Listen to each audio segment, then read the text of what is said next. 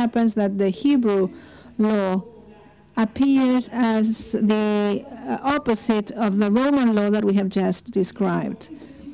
When the child of Judaism, called Christianism, came to Rome, it was faced with Roman law, and there was a 300-year period of struggle to discuss whether the voice to be obeyed was that of law or that of state. And notice that the main thing of the Nicene Concilium is that they execrated the word spirit. Man is made of a body and soul, no spirit. The word spirit disappears. And patristic becomes the confession, which would be for some time Catholic. For not long, in the 1500s, there were those who complained against the religious dogma, the Protestants. And as Zarathustra would say in the middle of the word, he would say, ladies and gentlemen, God has died. We are at our own fate. We are responsible for our actions.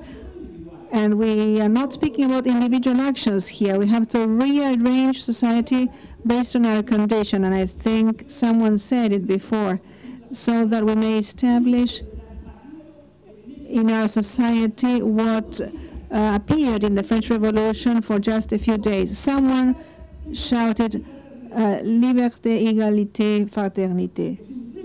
It's a triptych that has to guide the social order. It lasted just a minute, because after that came terror, Napoleon, and France is still trying to be what it should have been according to the French Revolution.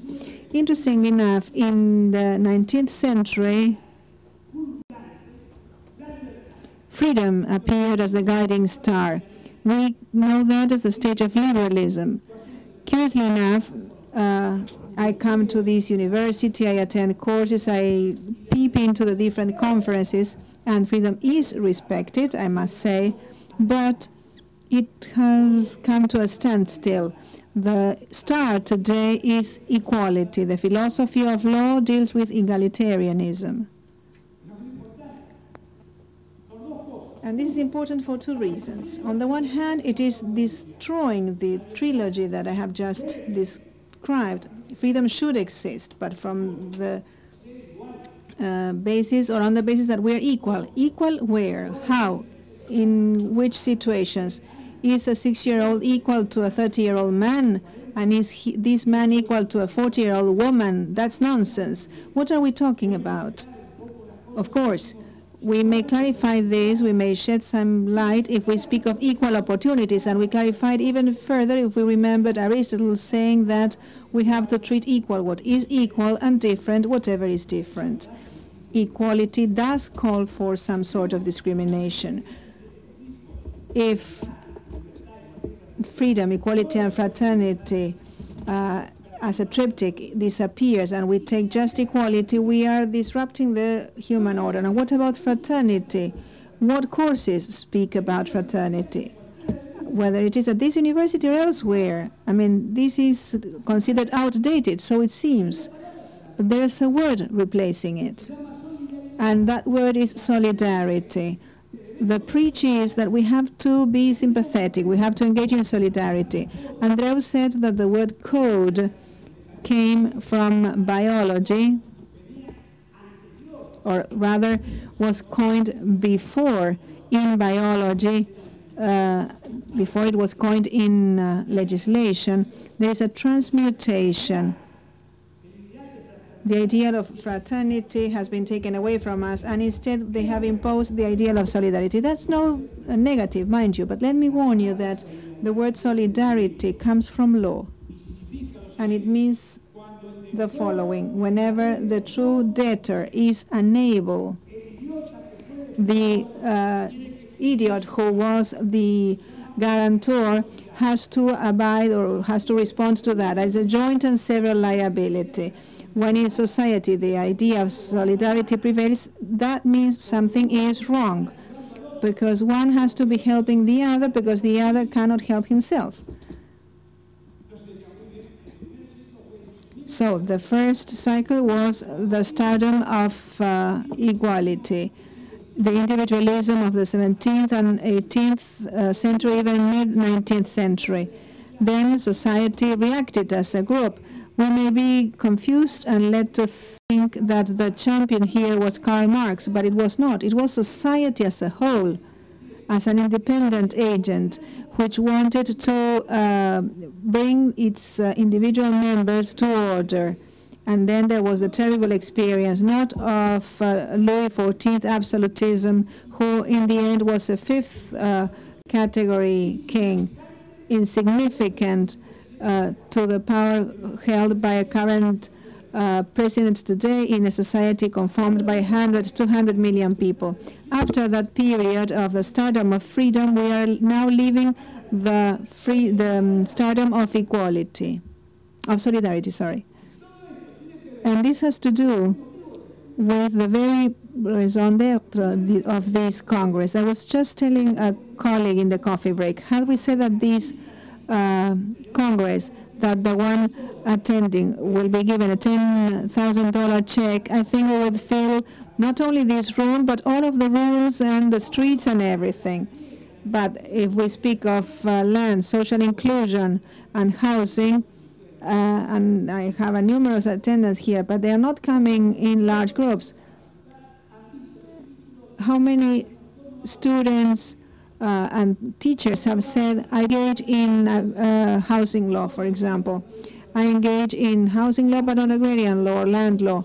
And I'm not so much in with social inclusion because I don't like the assistance provided by governments. But no one has noticed that we are talking about the very existence and the basis of man. Man cannot live without land because man is a spiritual being, right, but incarnated in a physical body that has to be fed day in, day out, a physical body that has to breathe 60 times a minute, a physical body that has to sleep 1/3 of a daytime on a bed to rest and reestablish strength.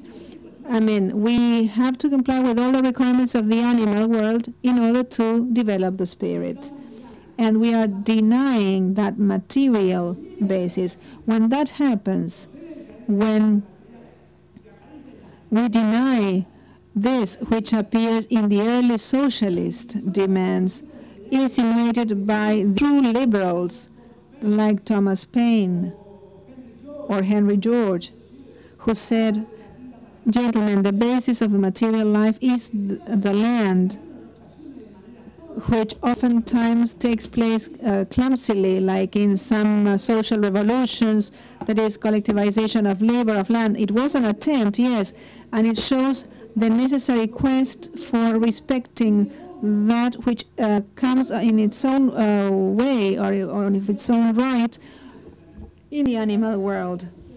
When you see birds hanging from a cable, they are not just hanging disorderly, but there is a kind of a vital space that they respect and which is coined in their own genes.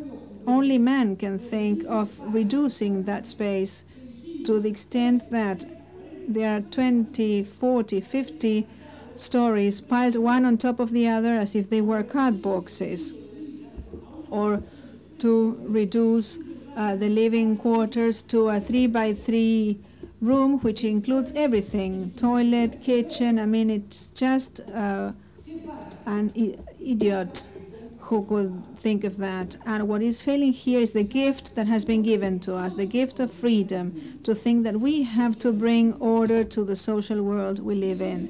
That world has to be inspired by these three ideals: freedom, equality, and fraternity. But those are distant stars that you cannot reach just by stretching your hand. It's like the Southern Cross. I used to sail, and I guided myself by the stars. I never thought of reaching out to that star that guided me in my sailing endeavors. So, I mean, if you want to be a humane society, be guided by these three ideals. Why do I call them ideals? Because they are intangible. I can only perceive them with my spirit, and that's the gift we have. Animals don't have ideals. And if man has no ideals, it's because it is being brought down to the animal level. However, we are corporeal, material beings. Primus videre, postium philosophare. I can and I have to follow these ideals. I have to sail to discover new land. But which are the three vessels that will guide me there? The three vessels that brought Christopher Columbus here. He didn't come swimming. The material world that we live in calls for satisfaction of the material needs. And what is material that we can touch? It's everything that we consider material comes from the land, even invisible things. You are listening to me now, but do you see any cable from my mic to your ears? No way. My voice is being carried through the land. Which land? They are Jerseyan waves, and they two voices cannot take up the same wave because that would generate noise. The notion of land can therefore not be limited to agriculture or to cities. Land means the world we live in. We cannot deprive ourselves of it. And if, because of any right established by men, the men are deprived of land, the consequences are clear. Harrison put it clearly by speaking about the predator society and the production society. There is a curtailment of freedoms and of other people's living conditions. I don't know if you have noticed the size of this building. Not to speak of it as of its architecture, but take it easy, because 300 meters from here, we have a large group of people living in slums, people who don't enjoy this comfort, and people you know because they are employees, waiters who work here, but who live in the slum in an unhealthy place where the idea of society becomes transformed into mass. They live in a massification state, and men living in that condition lose the freedom of being themselves. They are, and apologies for the term, they are the barbarians that we ourselves have created with our own law and our rights, which surround this intellectual fortress. At this point, and I won't take any further because I know there are other speakers waiting, then comes the question, quo vadis, what shall we do? The right answer, the right recommendation escapes me. The strategic answer is something I cannot give you, for good or for evil. I thought that some change might be brought about exercising political life. I was a representative twice, but I could not bring about any change. However, my entering the political life brought changes to me. I suffered an attack once, and the last 8 years I had to live in exile. And then when I came back, I decided